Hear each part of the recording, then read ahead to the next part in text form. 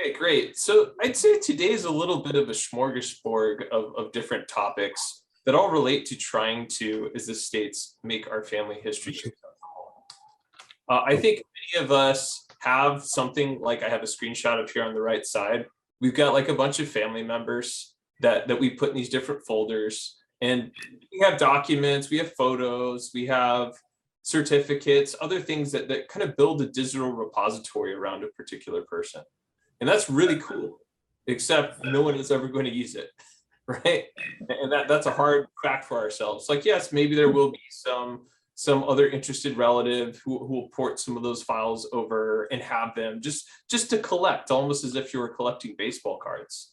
But they're not really immersing themselves in the material that you have provided. So I've been asking myself and working the last couple of years on how do I take my family history and all the research I've done, some of which I think is really nifty and cool, and translate it into something that I think my children will consume and other family members could consume as well. Children isn't my only concern, so I don't want it to be viewed from that. I think many of us have even probably typed out some material. We might have a Word document, done little biographies, but it's still written in such a way that it just isn't accessible enough to really be leveraged by their family members. So I'm going to be talking through a lot of different ways that I feel like you can engage your children and other people within family history. And I wanted to approach this from different angles. Some of it is your own family history in terms of the family you have right now, the history you yourself are making as a family. I'm going to talk about Photobooks as it relates to some of that, different learning tools that can engage you or other people.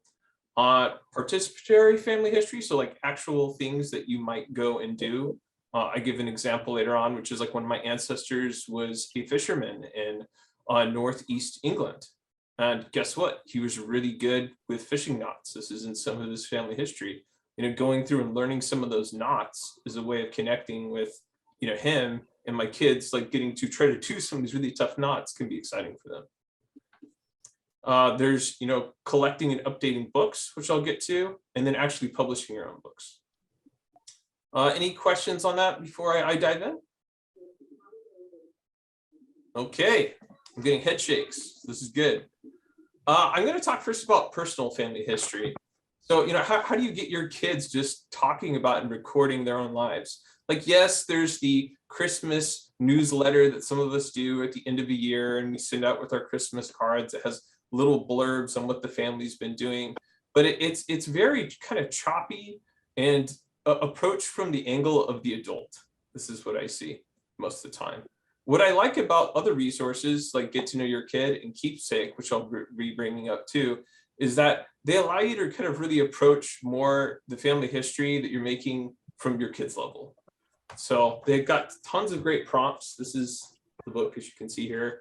I've been using it with my kids for the last 4 years, and it allows you to ask, very kind of personalized questions to them, which, they can, respond to. And if you write it as the way they say it, it's very much more authentic to them.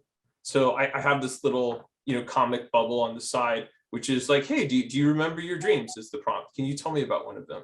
And this is from Liam. He's like, once when I was 4, I had a dream and I was scared of a monster in the closet. I tried to get mom, but the door wouldn't open and the monster came out. Another time I encountered a T-Rex in the hallway of the cruise ship. I really like that, the T-Rex at the cruise ship. But those sorts of details, as you can imagine, when my son's older and trying to connect with who he was, that's going to feel so much more legitimate than my Christmas newsletter where I said, hey, Liam went to summer camp and, he played basketball or something, right? So I really like these books, you can get one for each kid if you want. I keep all of my kids in one, which has a downside who's going to get the book someday, right? But it does have within it, hundreds of different prompts and allows you to, again, record them. One thing I really like is time stamping the questions and then asking them those same questions again a couple of years later and seeing how their answers change. It's pretty neat to see. What do they want to be when they grow up, right? That can change quite frequently. Another tool my wife likes, because there's a downside to a physical book. It can be lost, be destroyed. There's only one copy of it. Sometimes when I'm trying to do this with my kids, I can't find the book. There's practical limits to using a physical medium. So my So, wife. excuse me, is this a book that you write in? Is that what you're saying? Oh, yeah, you write into it. Oh, okay. You buy it. Something that's downloaded that you can. Yeah, they're prompts. It's pretty neat. Oh, okay.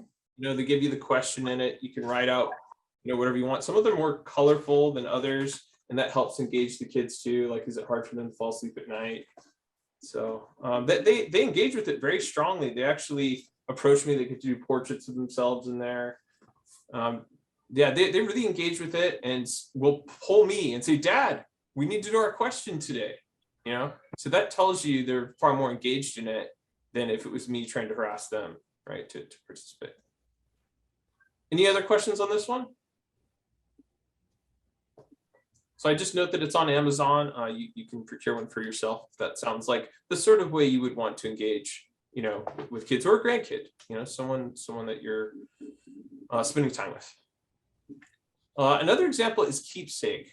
My wife uses this one, and she did for a number of years. What's nice about it is it just texts you prompts, sometimes sporadically throughout a week, and it will, remind you as a result to do it. And you can text to that number that they give you, and it will record your responses to those questions. And then it will compile them in a book for you if you so want. So I'll give you an example over here. You can see, do people still see my screen? I should make sure. Yes, okay. So you can see this, we have different journals in here. I got one for Liam, one for Evie, and one for Eric, my 3 oldest children. And we get to, go and note things about them. Some of them aren't always great. This one's, classic, have you had any particularly sweet moments with Eric lately? Oh, and my wife's response was, Eric has been in the doghouse a lot. He was doing okay at potty training, but took a turn for the worst. It's hard to remember the sweet moments when there was as much poop on the walls as we had today. Eric did give me some very loving snuggles today, and he very sweetly kissed me on both cheeks during his tuck-in, just like he does every night. So she found the positive from that poopy mess. But what's fun is you can take a few pictures and record these in, and if you want, you can compile them together into a book. So this is one that it auto populates everything in the questions for you. This is from my daughter. And then it kind of has some of the prompts that some of them repeat. So they'll just put the question at the top, and you can go and see, what it is that, they said. And oh man, the kids love it. Like, they just want to sit there and read through all the answers together, and they want to hear about, their lives. My daughter thinks it's hilarious that she always used to say my instead of I, or ogre instead of yogurt, or that she thought merpups were lurpups. She just connects with those little details of her childhood. So I think this is a nice alternative to this book. This one it's already physical. It's something you can bring with you. Maybe you're the kind of person that likes writing stuff down and the kids can be next to you as you do it. This one's kind of more, you're reflecting on your day you've sat on in your armchair or wherever you are, and you're either texting or speaking to text, what's happened. I don't know, has anyone had any experience with Keepsake before? Is this a new exposure to all of you? It's new to me. I haven't seen it before. Yeah. Okay, probably again, something more appealing to you if you have kids or grandkids. I don't see you doing this much with your own life, but you could, I guess, if one tailored it, right? Now, Marty, this is like a subscription thing. This one does have a subscription. Now, I haven't had a subscription for a couple of years, so it'll still store it, and you can still leverage it after you've turned off your subscription. Okay. You could download all of your texts or memories from this too if you wanted to bring it over to another format, which is personally what I would do. I like shaping books myself. All right, so that is those. I understand those are slightly more kid focused, so we don't need to over dwell on those. I'm going to turn next to let me go from here onto Photobooks. Photobooks, I think, can serve a lot of great purposes. They can't serve every purpose, but the great thing about a photo book is it allows you to take your digital photos or digital records that you've got and convert them into a print medium. Now, we're always thinking, you know, or at least we've been raised in the last 20 years, oh, go digital, you know, take everything digital. Well, that's great, except your kids aren't going to look at your digital photos. Family, you probably won't even look at most of your digital photos. Maybe once every 4 years, you'll hop into that folder and you'll be like, oh yeah, I took photos. And then you're like reconnecting with them. You will find that you and your children and other people will much more connect with a physical book that, you know, got the photos than something that is just stuck on a computer. I know there's the neat little photo frames, but the resolutions are all different. I don't think they work too well personally. So there's a few good services here that I really like. One's called Mixbook. The other one is Shutterfly. This is a Shutterfly book. The reason I like Shutterfly is it's always got some pretty good deals. Often you'll see like for $40, a hardcover book with up to 100+ color pages, which is pretty reasonably priced. And so every year I will take photos that we've taken as a family, and I will then go drop them into their software that they've got. It's a very easy layout tool, as I'll quickly show you. But as you can see, you know, you can just drop photos of various sorts in there. I don't not one to put a lot of text in them because I find like that's actually really difficult to do in a lot of the software. And if you wanted, you could just get a pen and write in the white space what something is if you want to get the interest, you know, to do it. So I'm going to quickly pop over here into Shutterfly. You can see this is from the book I just showed you, and it's got a really easy, you know, interface here to, you know, modify. There's little arrows from which, you know, you can kind of get a preview of the book, but there's pre-suggested layouts for the photos that you can just drop in and modify as you want, and it'll reshape the photo for you in the, you know, area that you want. So if I wanted just one photo on a page, I could do that. Maybe I want 4, I can drop this in and it's going to immediately reconstitute itself to, you know, be for those photos. I can drag one and move it over. And then from my repository of photos that I have, I can just very easily, I should have gone up this way. I can easily just drop in other photos as I so wish to populate the rest of my book. And I find that really, really super convenient. Sometimes laying out photos can just seem like it takes way, way too long, and then you don't get it done. But this is just really, I think, intuitive and allows you to very quickly build out from their preset templates your own photo book. I don't know if anyone uses Photobooks. Am I unique in that regard? We've done a lot of, not a lot, but quite a few in the past. We haven't done any for the last few years, but for Christmas, our son always did one of the year's, you know, things that happened during the year for all of our children, and put pictures in from everybody. And it was kind of like a year in review. And my daughter uses Shutterfly all the time. Yeah, so highly recommend this software and this product. Just know that you really should try to like wait for the sales. You can tell this is usually $165. So waiting for a $40 sale is really a good discount. So just be aware of that. The other one I like is Mixbook. I'm bringing this one up so that you can see different ways of using Photobooks.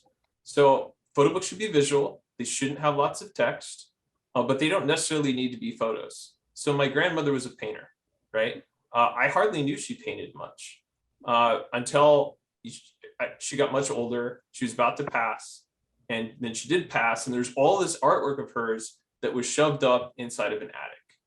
And I was like, Dad, I don't want you to just chuck all these paintings. I kind of want to experience them and have, you know, other people be able to experience them before you get rid of them.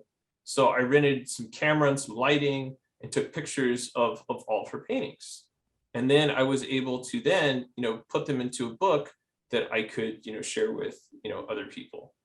And so using Mixbook to kind of compile in, you know, her different paintings and just throwing one or a couple on a page and putting them together thematically allowed me to, you know, share with my kids and other people. I bought one for my dad, for my brothers, you know, a very easy way to kind of connect with and be like, oh, you know, grandma was a painter. This is the kind of work that she did. So I think it's important to try to expand your horizons to thinking about what a photo book could do for you when you think about your family history. Has anyone else used a photo book in a unusual way? Okay, nothing wrong with that. So jumping back over here, this is from my grandmother. I will call out, when it comes to family history specifically, photo books have some utility.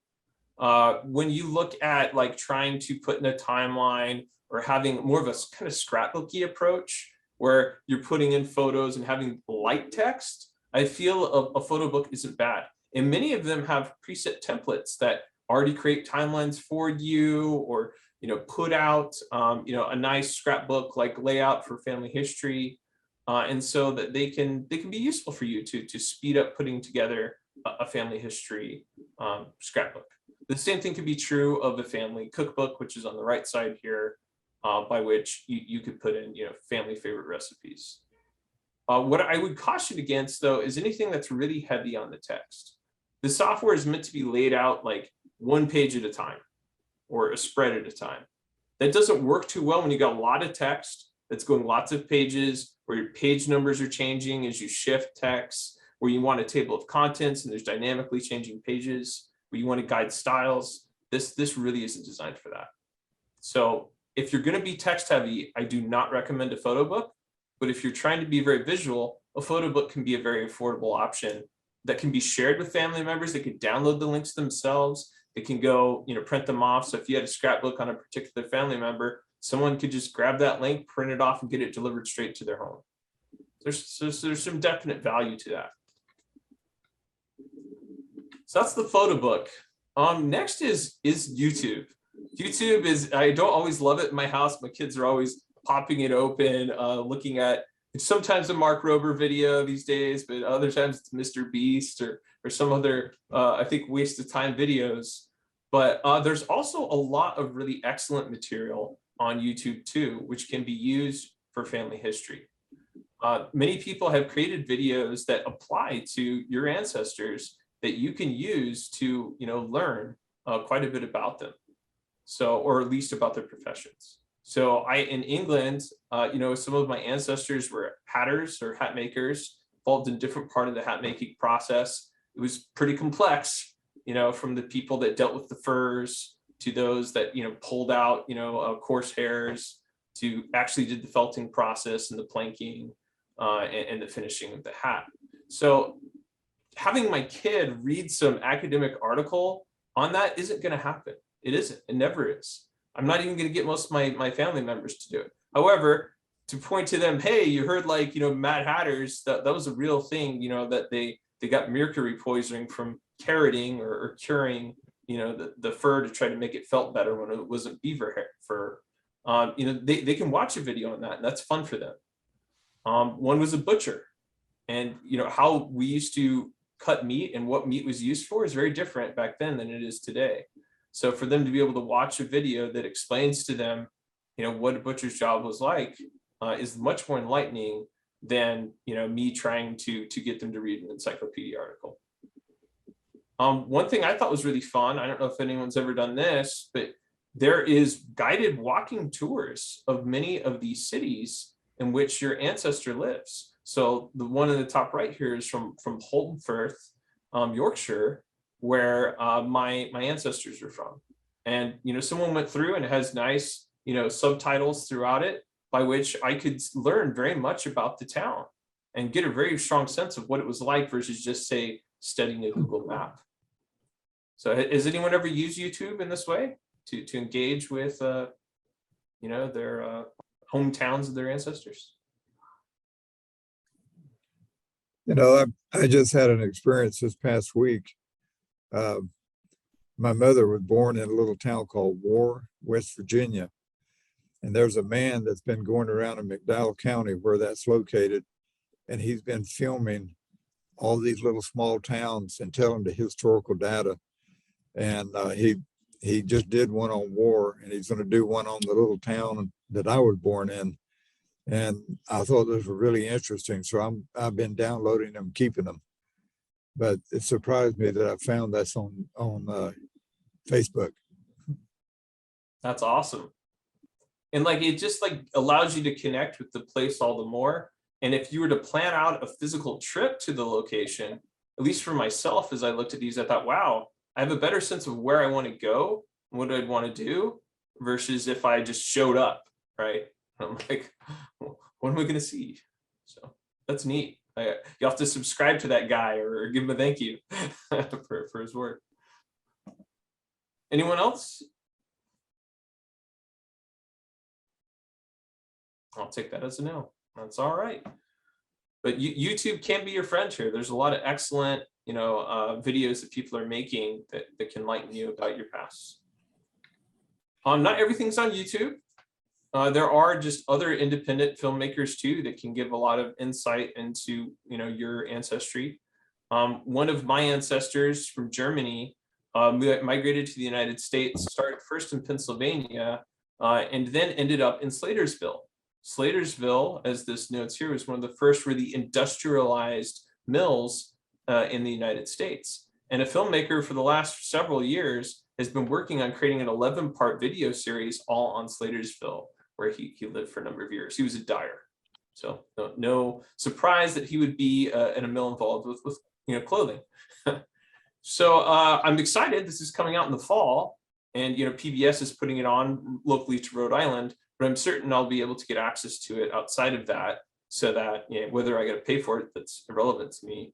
But I'm going to be able to be exposed to so much more detail than the little records I'm able to find online by myself. So don't limit yourself to YouTube. Do look at other resources that can give you a perspective. All right, next is some of the fun Google tools. I don't know if anyone has used these. Does anyone ever mess around with Google Earth or the Google Street Views? Okay. Yes, lots. Right. So I'm The getting 1950 census has come out, and I've been doing my county that I grew up in. I Google it to see where it is. Everybody on there is older than me, so I doubt if I know anybody, but it's fun to see, what the houses look like and stuff. Right. I like it too. Of course, the world has changed since our ancestors lived. Sometimes their homes are not there, or it's very different. This shot here is in Boston, Jamaica Plain, where my German ancestor, the one who was in Slatersville, eventually set up his own dye works right here, and did that for quite a number of years till there was a big accident and kind of shut it down. But when you go to just the historical records that are available there, you can only see that there was this property that he owned right there on Brookside, and across the Stony Brook stream, the creek here, that is no longer visible to the public, that he had this property on either side, and then here's the railroad.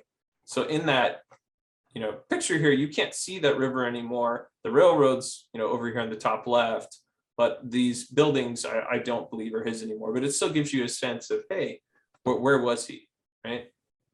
So I like those quite a bit. The three-dimensional thing is a lot of fun for the kids. They love seeing the earth pop around and move around is the way you want. They just think, oh, that's so neat that you can go right out of the curvature of the world and pop into wherever you want. So that one's big. The other one, of course, that we mentioned was the street view. So you can find old photos of places your ancestors used to live. Like here's Marion Street, Salt Lake City. Right, this is a memory within Family Search, and this home is still around. You can pop right in and look at Marion Street, and the home is the same. Yeah, it's been repainted. Some of the wood has been changed. And you can see, man, this yard has not been cared for well since the pandemic. But one thing I hadn't been exposed to before, and I don't know if you have too, is the street views that Google records as it comes by the street. They're actually all kept. So if you click through here, you can actually see it at different moments in time. So this is it in 2007 when they came through. Then they came through in 2011. And it's slightly different. This yard looked a lot better back then. 2014, now it's starting to definitely decay some, this poor tree. not going to make it, and then it is definitely gone. I just thought that it's neat that they're storing that historical How data. did you get it to do that?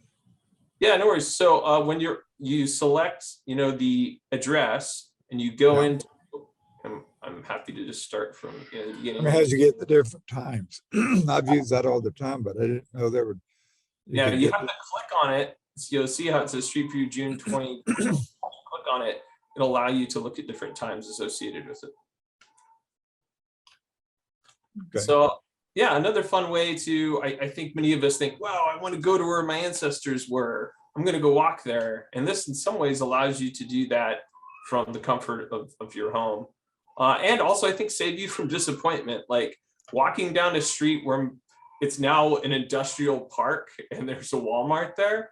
That's not really very exciting to go visit, right? You're not gonna be like, wow, I really can connect with those Walmart trucks. Well, like here, I'm like, oh, it's still here exactly as it was in the photo. Yeah, when I'm in Salt Lake, I'll go drop by, right? It's a way of, I think, pre-qualifying places you may want to visit. Marty, you're using Google Maps as opposed to Google Earth, aren't you? Yes. Right now on yes. this? Okay. Google Earth, and then this is a street view, just normal Google Maps, just. Okay. I went out on Google Maps. We moved to Portland, Oregon back in 1954, and my sister had our address where we lived. So I went out there and did the street view and found the picture of the house, and I copied it for our records. I would have never found it because I was still a small child and I had no idea what the address was. But it was interesting. I could go and look at it. Huh. Yeah, and you might even be able to, if you didn't know the address, just kind of walk your way through, like, I remember it was somewhere near here, and kind of progress yourself through to find it. Yeah. Huh. So anyway, nifty tool, very visual. I think fun for people to do and to connect with. All right, let me go back. On to some participatory family history. Obviously, there's the occupational field trip. Over in Denton, England, where my ancestors were hat makers or hatters, there is a hat works. I could go in there and they've refurbished or changed up one of these hat factories and turned it into a museum where you can actually participate in some element of the process. Taking your family on a field trip, even if it's a family reunion. Not saying the reunion of the family can all make it to Denton, England. Most of us don't have the money for that. I get that. But just hitting some place that may be more local, but still shares or teaches a similar concept, like there's hat making factories in the United States, just as there were in England, could give you a different view and different appreciation for what your ancestor did. Then there's skills. I mentioned the fishing knots at the beginning of this training, but there's other things too. As a fisherman, they sailed. Being on a sailboat, experiencing that boom fly out and knock you off the boat, as this happened to me before, that can be a fun experience. With a butcher, you could go and dry cure your own meat. You could get a bucket with your kids, get some meat, fill it up with salt, put it inside, weigh it before and after, and make sure it drops its weight by the 35 to 45% that it should, and kind of show them what it was like for people prior to the refrigerator to go and cure their meats. So again, a way of immersing them in the experience, or yourself in the experience, versus just reading about it. Cookbooks can be a fun way to connect. I know our ward earlier this year did a family history potluck where everyone took either from their culture, from their family member, something that they made, as long as they appreciated that family ancestry recipe, and made it for our church congregation to enjoy. While I was doing some family history the other day, I didn't really have any recipes from my grandmother on my mother's side, my maternal grandmother. But while I was searching in newspapers.com, I found this one she submitted in San Bernardino for pecan rolls. And so I could go and make this now, this one that she submitted there. So sometimes going through the newspaper and finding something to cook can be fun. My kids love to eat, so getting them to do this is a no-brainer. Really easy for them. Other one is crafts. My son told me before I did this training, the most fun thing that I had him do family history wise was to take an old family photo that had a residence that one of my ancestors used to live in. This is Minerva Teichert's father, Frederick Kohlhepp, and he rebuilt it within Minecraft. So I challenged him to do this, and he had a lot of fun being on the tablet and looking at the photo and rebuilding that building as best as he thought he could.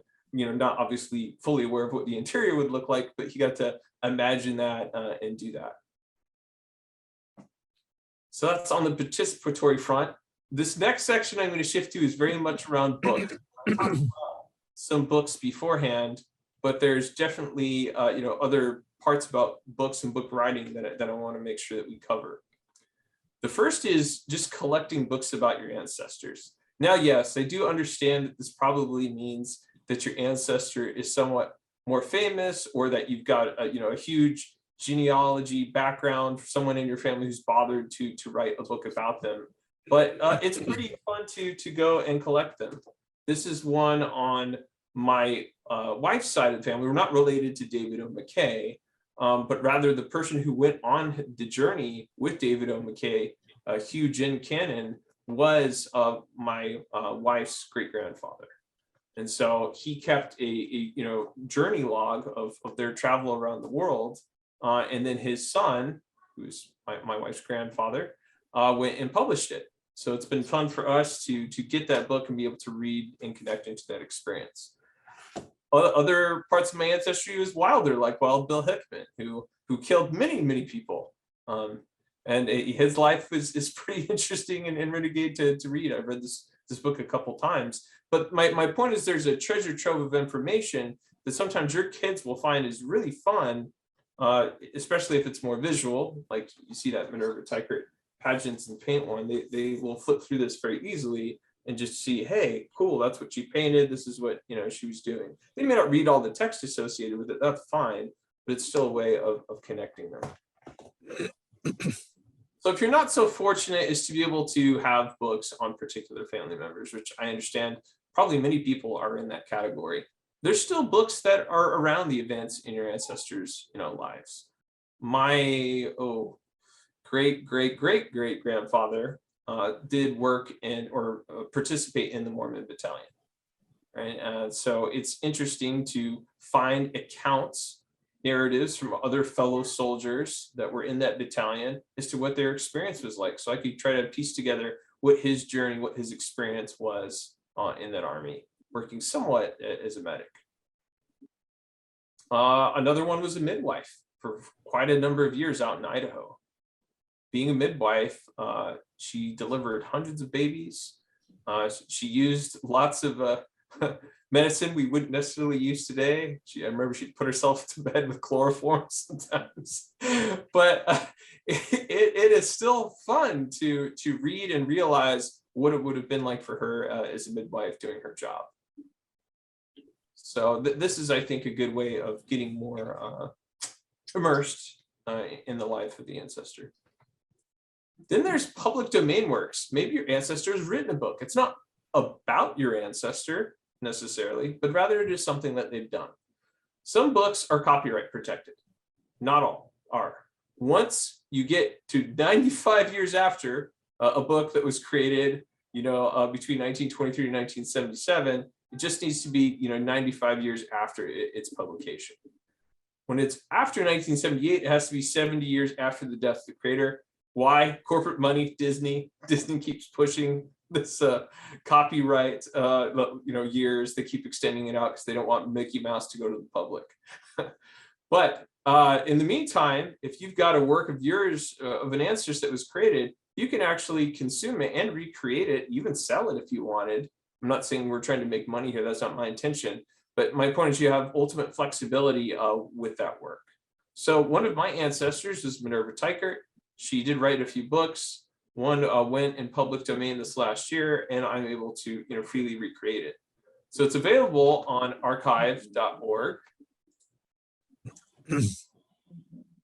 I don't know if people are familiar with the Internet Archive. I highly recommend it as a resource. It's excellent as a book repository and other repository of just documents, periodicals, newspapers, which you can often find sources you wouldn't otherwise in your family history research.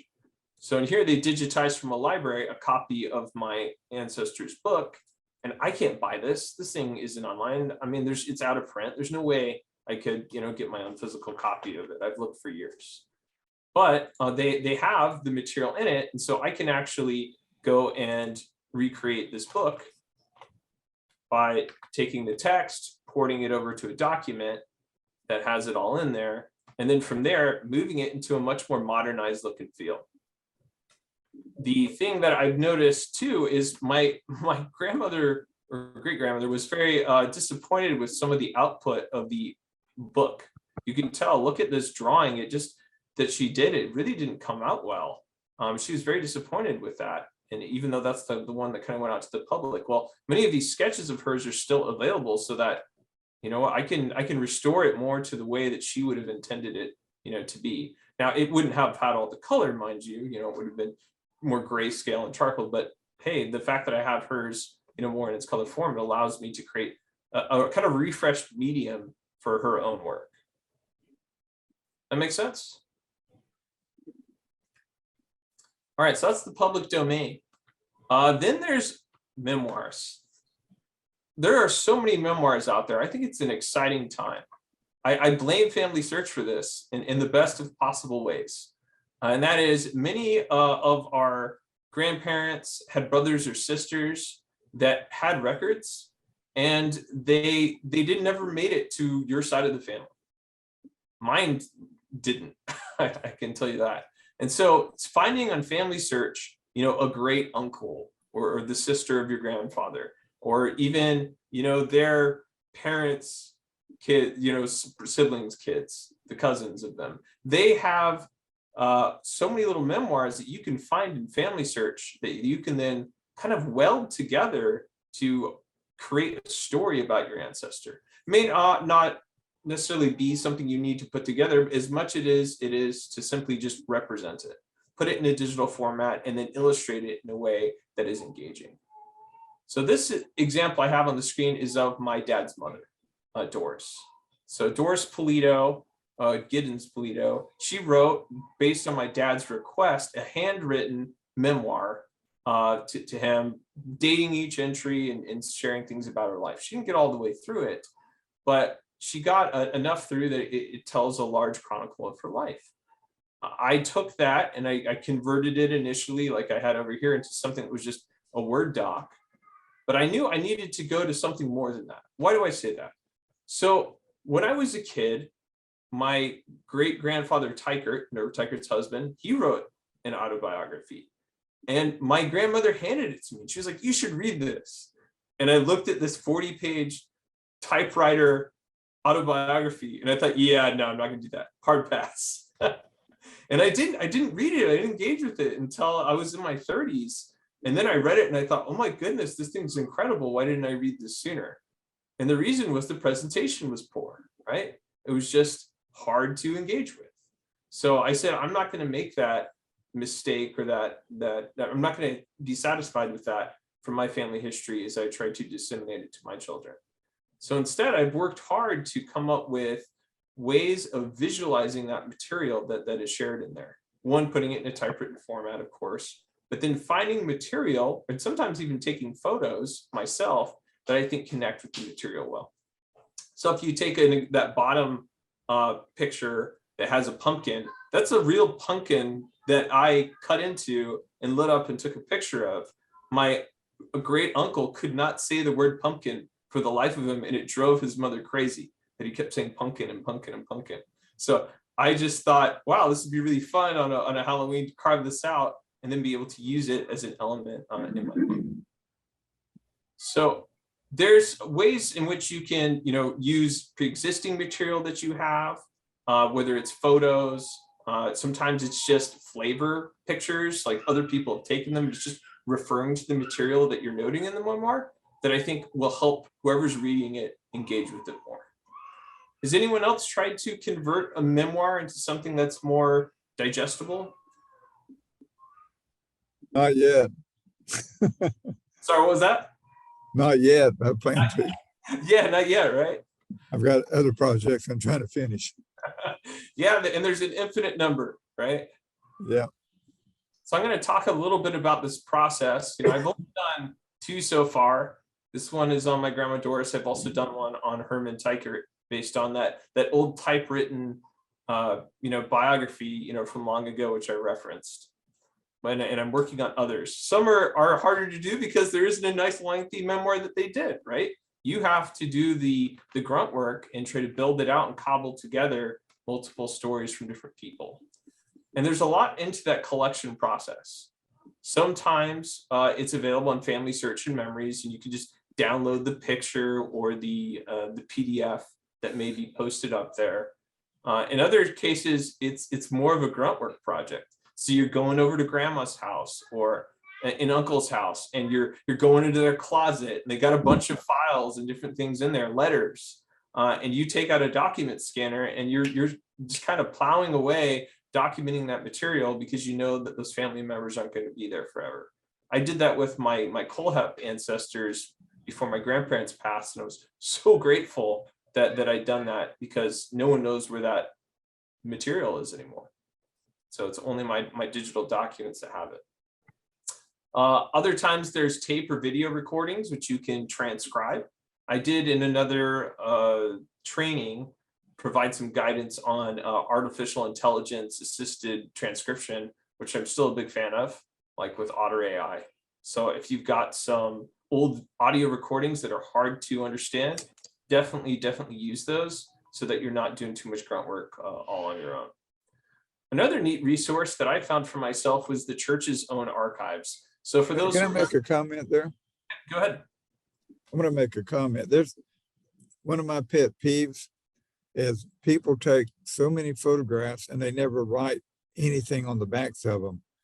And I inherited a lot of photographs from my grandmother, and I used to ask her who these people were, and she'd go, "Oh, you know who that is? That's so-and-so on so-and-so side." Well, she's dead and I don't know these people.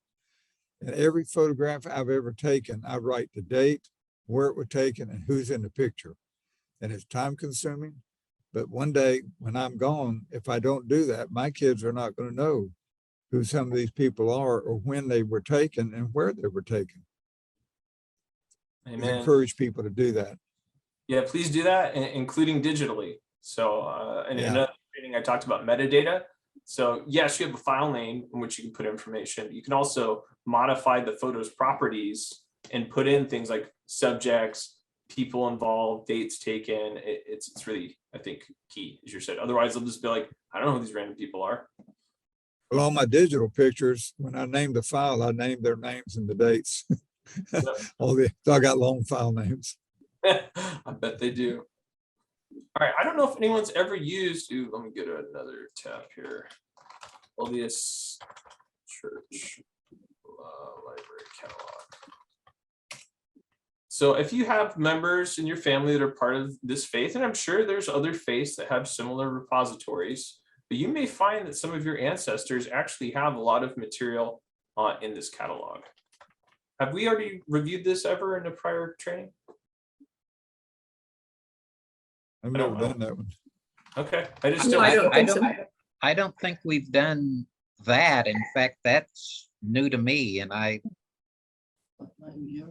Yeah, so this is my ancestor, and you can just type in the name of an ancestor. Sometimes they'll have it available digitally, other times they won't, but these are reminiscences that my great grandmother wrote, the midwife, and she wrote them on this paper. What's actually, she wrote all the names of all the people that she gave birth to, which is kind of interesting too.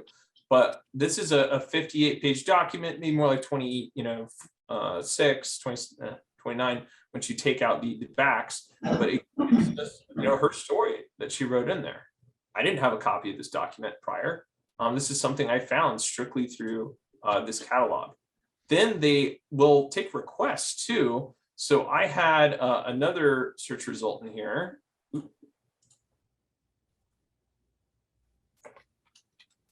Where they didn't have it digitized yet.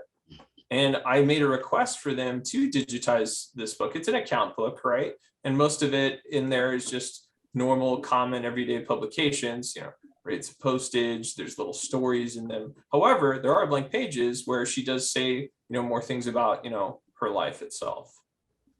So, December the 1st, 1881, came home to North Ogden, the same month on the 27th,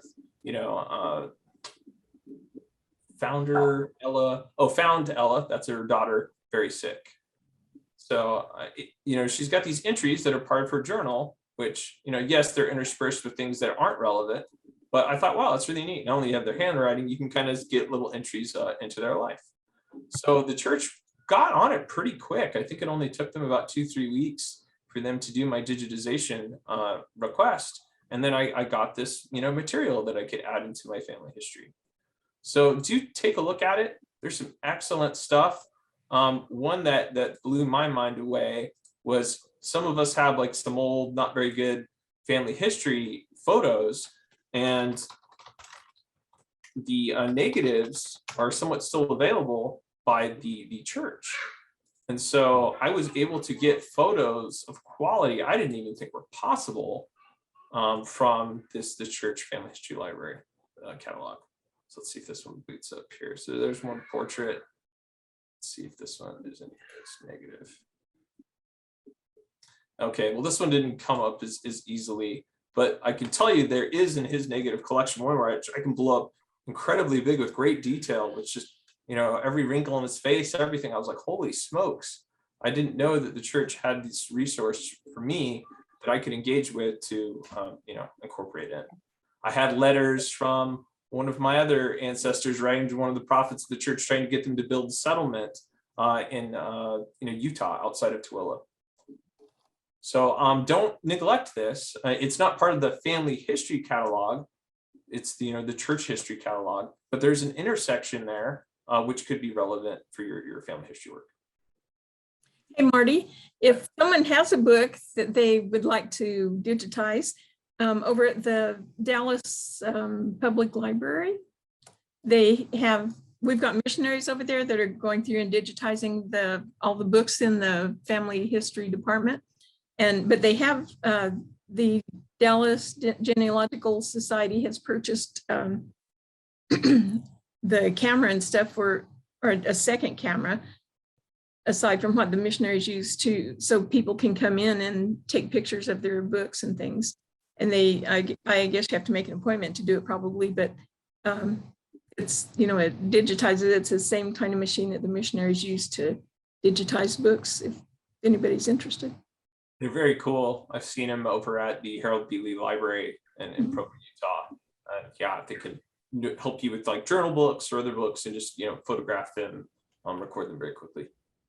Now, where are you finding this at? That's not part of Family Search, is it? It's not. This is catalog.churchofjesuschrist.org. Catalog of Church of Jesus Christ. Yep.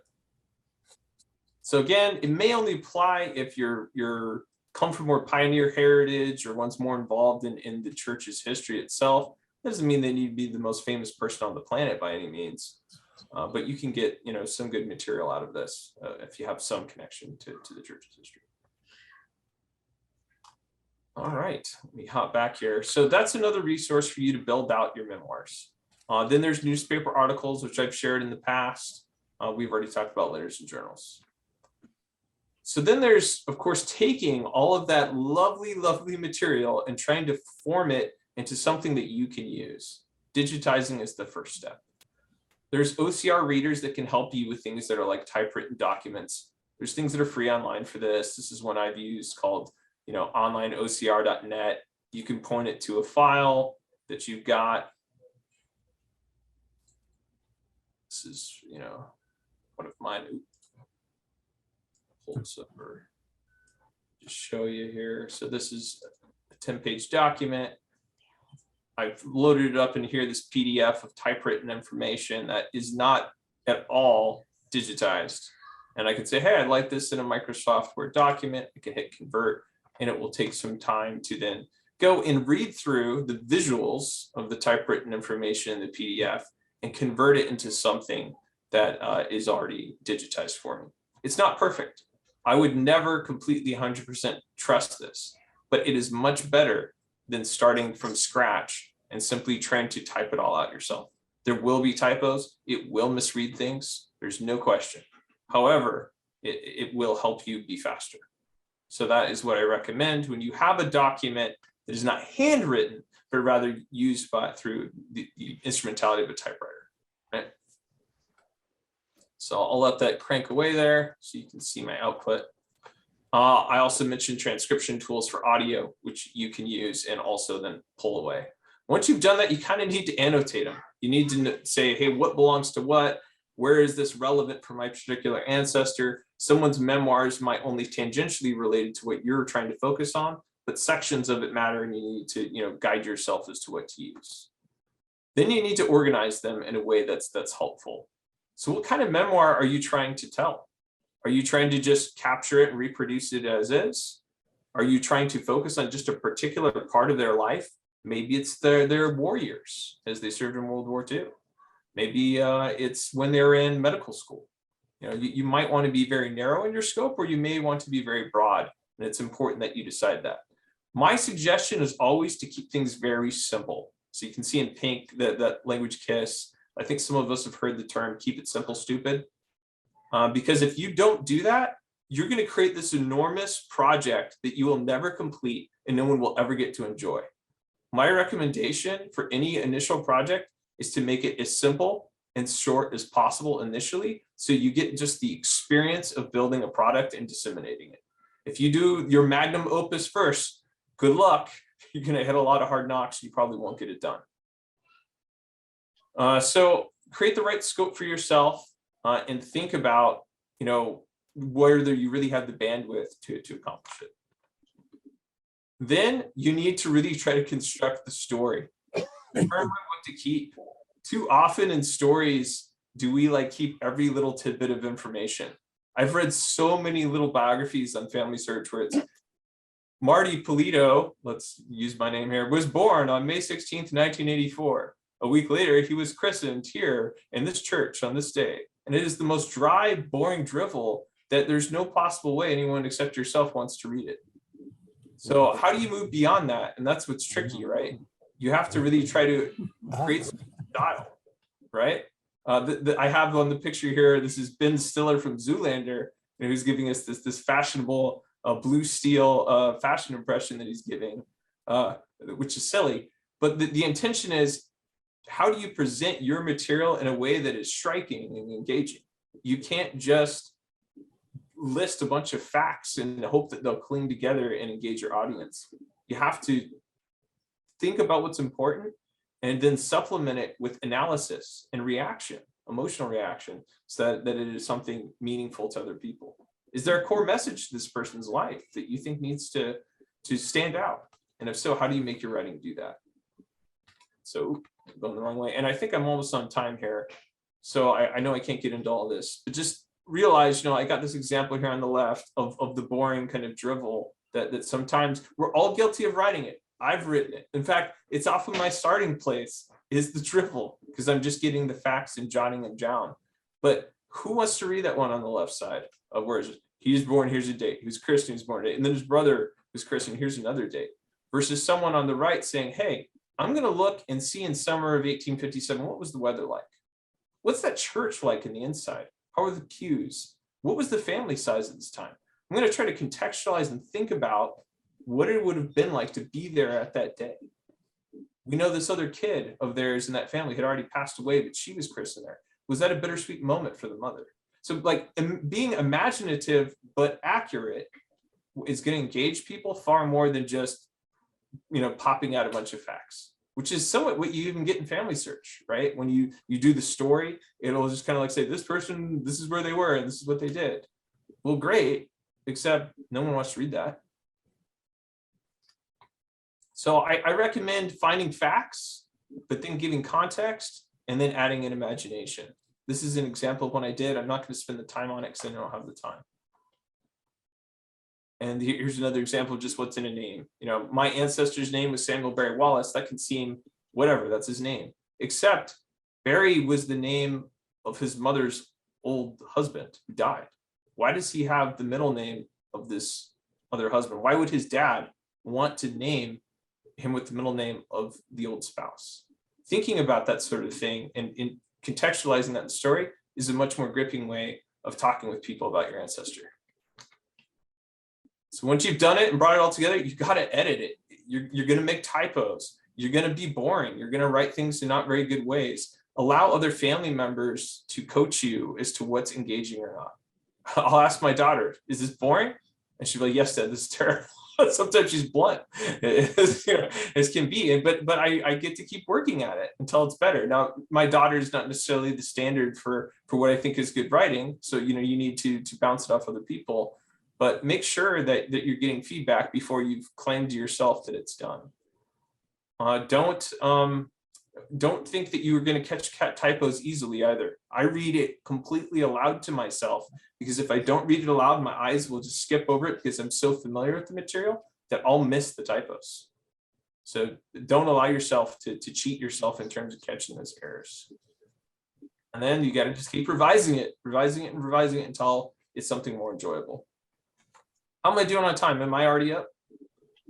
Always have to have someone proofread it after me, because I know what it's supposed to say, and I'll look at a word that is the wrong word and I'll still say the word I think it's supposed to be.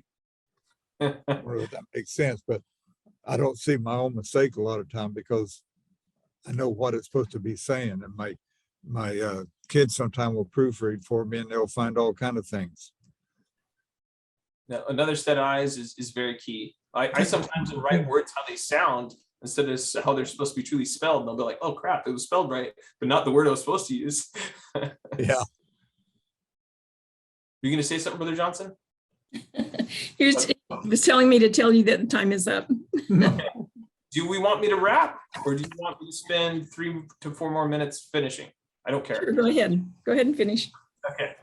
If people need to drop, I won't be offended. So the next step, once you've really revised it and you've got your text down, you've narrowed your scope, you feel like you finessed something to something that's mildly legible, for other people to enjoy, is then to populate it in software in which you can go and make it into a book. This is more complicated than a photo book, right? A photo book, you're able to just drop pictures in very quickly and use these pre-established templates. While there are templates for book writing, they may not be to your liking, and you may not be able to use their software as well. So the first thing I recommend is when you look at publishing a book, when you've finished your text, is to really understand the limitations of the publisher. Self-publishing is really big now. There's lots of people, that can help you out, but you want to understand, can you interact with, use their software well? Can you use the templates that they have? If they don't, that's going to be a problem.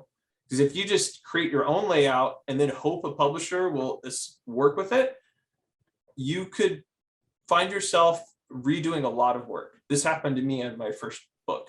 I created my own InDesign, document. I really thought, hey, this would be great. I'll just export it to PDF and send it to, a publisher and I'm done. Well, they didn't follow the dimensions I did, and they had other requirements. And so I had to recreate the book. Now, it wasn't straight from scratch because I had a lot done, but I still had to do, several hours of effort that were wasted. And that if I just done it, with this in mind from the beginning. So I'm trying to help you not hit the speed bumps that I did. So not everyone is going to have access to, InDesign. This is an Adobe product. It allows you to very well stylize and create, your books to your liking. I did it because I'm familiar with the software. I like it. I wanted something where I could have the text, in the middle, which I guess I can, let's see if I can hop right in here. You can see this is one of the books that I was working on. And I wanted something that would have a picture on either side of my document, and that I could also give information. So I heard one pet peeve of not, documenting what a photo is. So I just put in this vertical column on every page who it is or what it referred to, so that a person could turn the book and then see that on the picture if they so wanted that. And I just had the text flow through. And once I laid the text out, which was key, I could then decide what visual element fits well with the text on this page. Just because I've got a picture of someone doesn't mean that's what they're talking about. How do I make sure that the textual content aligns with the visual? So that was the work I had to do, is laying out the text and then finding the visuals to accompany it. You're going to have a lot of your own photos that you can use. I've given scanning guidelines in the past as to what's really good for print or reproduction format using a master that you create. But don't think that you're limited to that. There's lots of great tools online. Google image search is one of my great buddies. So you can do an advanced image search. I don't know if anyone's ever used this. Type in an advanced Google image search. And what it allows you to do is you can dictate the image size. This is very important when you're trying to find print-worthy photos, not just photos that you find. And you can say, hey, I'd like something that's bigger than 8 megapixels, something a large file size. And you can then dictate a topic of interest to you and then do that advanced search. That's going to limit the photo to come out simply to that size that you want. So in this case, my ancestor, my great grandfather Tykert, he wrote about Register Rock. Well, where is Register Rock in American Falls, Idaho? What does it look like? I had no idea. And so by able to get a large, photo of it, I can then just save this to my computer and drop it right within my InDesign document as a picture that can, be referenced in the text. So there's a lot of great, just thematic pictures, whether it's of the place or of people, of the town, maybe it's just what they're doing, right? An activity that just creates visual flavor to your text, but that you don't need to go purchase a bunch of photos. There's a lot in here that you can use for your personal use. So I dropped them in here. I like InDesign, but again, there's a lot of free software out there that you could also utilize from these publishers. The downside of the free software is just it's often a little bit more cumbersome to use. I've mentioned adding in the visuals, kind of did that already. So once you have got all that done, you can really send it off to the publisher to print out. You've used their guidelines, you've laid out your text, you've got your visuals, and now you get to see the end result. Sometimes you make mistakes. I made a mistake on my first one of, I thought a painting referred to my grandmother and it wasn't. So my mom got it for Mother's Day and she's like, this is not my grandmother. And so that's why it's good to have people not only proof your text, but sometimes also proof your photos or your paintings. In this case, it was a painting. So it would be great if people write things well, and online, sometimes people, and I see this in Family Search a lot, I'm rambling, I'm sorry. When you're on Family Search, you will see people say it's a photo of someone, and sometimes you trust that. You just think, oh, what someone reported there is accurate. Well, it's not always. So before you go print out a book, I would recommend having someone screen your visual material just like they are your text. The last point I had on here was just that books is one way of going about your material, but there's other forms you could do too. You could convert the memoir into an audiobook.